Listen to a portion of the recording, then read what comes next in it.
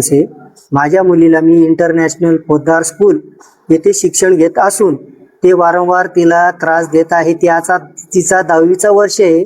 10वीचा वर्ष असून सुद्धा ते तिला वर्गात बसू देत नाही। वर्गात बसू देतात तर तिचा पेपर घेत नाही आणि तिला म्हणतात की तू पेपर द्यायचं नाही। दुसऱ्या वर्गात तिला बसवतात, दुसऱ्या रूम मध्ये, एका रूम मध्ये ज्या रूम मध्ये कोणीच राहत नाही त्या रूम मध्ये मुलीला 15 दिवसापासून माझ्या मुलीला त्या रूम मध्ये बसवत आहे।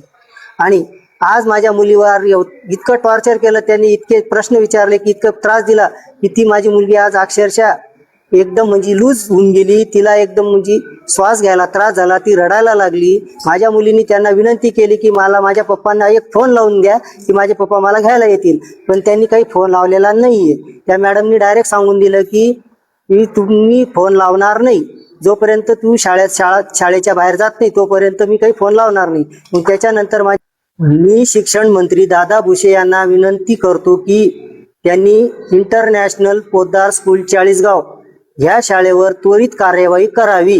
कारण मी याच्या पुढे त्यांना 2-3 अर्ज पाठवलेले आहे। गट शिक्षण अधिकारी चाळीसगाव, गट शिक्षण अधिकारी पुणे, गट शिक्षण अधिकारी माध्यमिक जळगाव, या तिघांना मी आजपर्यंत सगळे अर्ज पाठवले। मला त्यांच्याकडून आजपर्यंत कोणत्याही प्रकारची कार्यवाही